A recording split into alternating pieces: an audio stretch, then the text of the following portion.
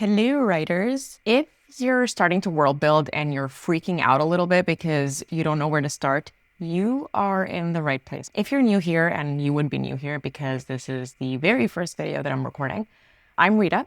I'm an aspiring fantasy writer, and I'm currently working on a Mulan-inspired story. I also have a degree in English literature, which means that I have spent an unhealthy amount of time analyzing fictional worlds. Today, I'm breaking down how to build a fantasy world without spending 8 months trying to map out every single detail, which is exactly what I did in the past. I'm going to give you clear steps, and it's stuff that you can implement literally today. And if you want the deeper dive, the full blog that this video is based on is going to be linked in the description below, so you can just head over there and read that. So before we dive into all of the steps, I just want to define what world building actually entails, because contrary to what I thought before I started writing fantasy, it's not just about the locations and the kingdoms and the maps. The world building is everything that makes your setting feel like it keeps existing, even if your story isn't directly talking about it. So it's all of the history, it's the magic systems, it's the cultures, it's the politics, and yes, it's also the geography. So it's all of the invisible scaffolding that's under your story. So most writers, like me once upon a time, we get stuck because we try to build all of it right away before starting to write the story. And you don't need to do that. You can just get the basics down, and then you build as you go. You build as you write. So I actually have a free world building starter kit that helps you hit the ground running in under 30 minutes. And I'm going to also link that in the description below if you want to download it. It's a fillable PDF. It's super easy to use, and it's very helpful. Okay, so the first step is to pick the type of world that you're creating. So is your world connected to ours, or is it completely separate? So if it's connected to ours, that's called real world fantasy. So that's modern, it's historical, or it could be alternate history with magical twists. It's a faster build, it's easier to research, and it's obviously way more relatable because people already know our world. But if you want to create something completely new, that's called second world fantasy. So that's entirely new realms. It's new histories, it's new ecosystems.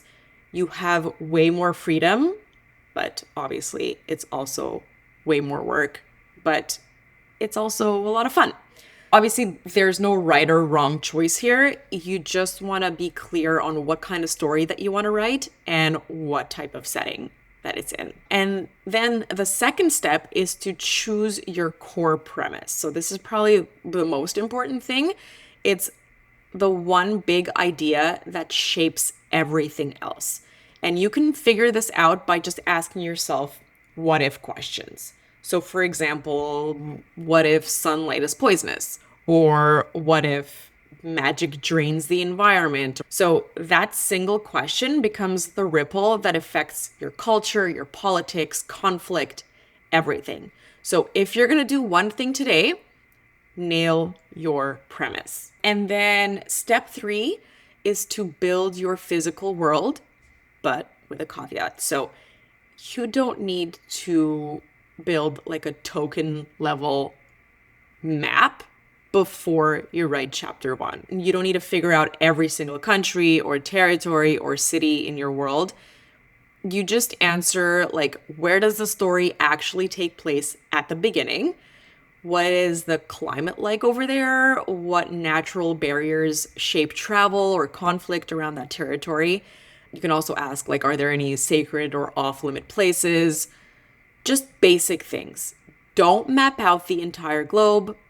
You're just building the stage for Act 1, like just for the few first chapters, right? And then moving on to step 4, it's you're going to want to give your world a past.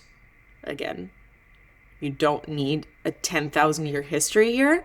You can just ask what happened before the story that people still care about. What wars, what disasters, what collapses shaped the present. And then you can also ask questions like who used to be in power, who resents that now, You're essentially going to map out the events that are still influencing things right now. Whatever else happened in the past that's not relevant to the present, don't map it out. Okay? You can have it in the back of your head, but you don't need to map that stuff out right now. You can save it for later. Otherwise, you're just never going to start writing your book. And step 5 is to build real cultures. So clothes and food and all that stuff is super fun to write, obviously. Those are definitely things that readers can relate to, and they add depth and realism to the story. But what makes a culture really feel real is what they value, how power works, what they believe or what they fear, like certain rituals or taboos or social rules. Like if one culture worships magic and another one fears it, that automatically creates built-in conflict, right? So at the beginning, just focus on big picture cultural norms. The rest will come as you write. Step 6, it's actually one of the funnest parts, at least for me, and it's designing your magic system. I say it's the funnest, but it's also something that you need to navigate delicately because you want it to be watertight, right? You don't want readers to find holes in your magic system that don't make any sense. So when you're building your magic system, you can think of it in 3 parts. So the first part is a source. So where does magic come from? Is it divine? Is it taken from nature? Is it biological? Answer those types of questions. And then the second part is the limits. So what stops it from being a cheat code, essentially? Are users exhausted or they fall ill after they use it? Does overuse kill the users? Does it drain natural resources? So yeah, have those limits figured out before you start writing. And then the third most important thing about your magic system is access. So who gets to use it and why do they get to use it? Is it passed down through bloodline? Is it learned? Is it, only the royals who can use it? That's it. Have those 3 things figured out. If your magic can't break or strain or cost your character something, it's not going to feel real. Okay, so you don't want your magic system to be able to solve every problem because that's not only annoying, but it's also super boring for your reader. So have those things about the magic system figured out. Everything else, like everything else that I've talked about, you can figure out as you go. Step 7 is to build an economy. And I know economy can sound boring, but hear me out. Resources dictate politics, trade, war, and motives, and these are all things that your story needs. You don't need to go super deep into this at the beginning, but you can ask yourself basic questions like, what is each region known for? Who controls rare resources? Is there a resource that's scarce? Is there a resource that's valuable enough to fight over? So if your world has tension, it has stakes. And if you have stakes, you have a plot. So these are super important things to think about before you start writing your story. Now let's dive into step 8.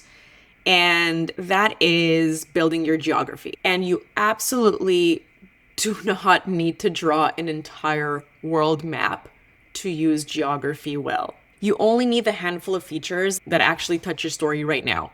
So if your characters never leave one valley, you only need that valley. You don't need every continent. You don't need every coastline. You don't need a 12-page atlas, right? And let's say if there's a mountain pass in your story, who controls that mountain pass? Does it bottleneck travel or trade? So those are the core things that you need to have figured out before you start writing. Again, it's the geography that surrounds your story at the beginning in Act 1. It needs to be immediately relevant. It needs to be somewhat inconvenient. Otherwise, there's no stakes and there's no cool plot. It needs to cause problems for the people in your opening chapters. And if you do that, you'll get tension, you'll have obstacles, you'll have movement, and you'll have plot without being stuck world building for months. Step 9 is language.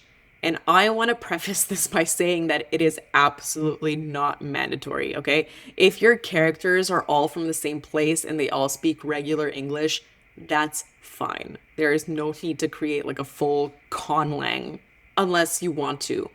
But if your characters are from different regions or they have different backgrounds, you can easily add like regional slang. For example, your desert city uses like heat related insults. Or you have class based speech differences. So, for example, your nobles speak a little more formally than your commoners. So again, you don't need to design an entire linguistic system before you start writing, but you can just like pick a few patterns that the reader will actually see in the first few chapters. And that's enough to make your world feel grounded. And then step 10 is to tie your world building to your characters. And you don't have to overthink this. You can just ask a couple of quick human questions. What did they grow up believing? Because let's say somebody who's raised in a matriarchal society is going to see leadership totally differently than somebody who's raised in like a warrior king culture, right? What do they clash with? So if your character is like a painfully honest person and their society is based on lies, that's not going to work out for them, right? You can also ask what shaped their family. So maybe like their village burnt to the ground or they were forced to leave their land to migrate to somewhere else, or they barely survived a war. And then what do they fear because of where they're from? So let's say a kid who grew up in famine, they might be hoarding or hiding food. Or somebody who's raised to revere magic might like quietly envy those who have it if they don't have it themselves, right? So that's it. Your world shapes them. They shape your story, and that's it. That's how you have your plot, right? You just have to tie everything together. And then the last step, which is something that I already touched on earlier on, is do not overbuild. Most writers, again, including myself, this is where we get stuck. And I want to make it super clear that you do not need to have every single detail figured out before you start writing. You don't need all of the lore and all of the locations and all of the cultural and societal components figured out before you start drafting. Because if you do, you can be stuck world building for months or even years. And I'm on Reddit a lot and I read a ton of world building threads where people talk about how they've been world building for like the past 3 years and they feel like it's never enough and that they're never going to write their story. And they're like, what can I do to stop world building and actually start writing my story? So it's not an isolated problem. There's a ton of writers who get stuck world building. When I first started writing fantasy, the first project that I was working on, I world built that for 8 months before I even wrote chapter 1. And it was a waste of time. It was a waste of time because I didn't even use most of that information on the page, right? So you just figure out what you need for the first few chapters or at least the first act to make sense, and then you build as you go. Unless you love world building, okay? So if you're world building for the sake of world building, then by all means carry on. World build as deeply as you can, build the whole thing, the 10,000-year-old story, like lore, build it all. But if you intend to write a novel, to finish writing a novel and have it published, you need to move on. And the last thing that I want to talk about is tools that I recommend for world building. If you like having your world and your plot and your magic and your characters, your timeline, the locations, like all of that connected to each other, I created a world building and story planning system in Notion that does exactly that. And it's what I use for my own Mulan inspired story. It basically helps you keep your magic rules consistent. It prevents you from forgetting things. I didn't fill it out completely before I started writing, obviously, because that would have taken too much time. I used the prompts that I put in there to map out the basic stuff. And then as I'm writing and I'm discovering new things about my story, I go back into that world building system that I built in Notion and I store all of that information in there so it's easily accessible for me later on so that everything is consistent in my story. I'm linking the Notion world building system in the description below if you want to check it out. I also have a demo video that I recorded just so it's easier for you to understand what it looks like. And that's it. Now I'm just going to recap what I talked about in case like somebody forwarded to the very end and just wanted like a quick recap. So if you're ready to start world building the right way, the first thing you're going to want to do is pick your world type. Then you want to nail your what if premise, your core premise of your story. Then you build only what your story needs for Act 1, and you let the world shape your characters and plot. And if you want the deep dive with examples and checklists and templates and all the nerdy stuff that I didn't have time to say here, as I mentioned in the beginning, the full blog that this video is based on is linked in the description below. And yeah, and let me know in the comments what kind of world that you're currently building. And if you want more writing videos like this one, just hit subscribe and stick around. Happy world building, friends. Bye.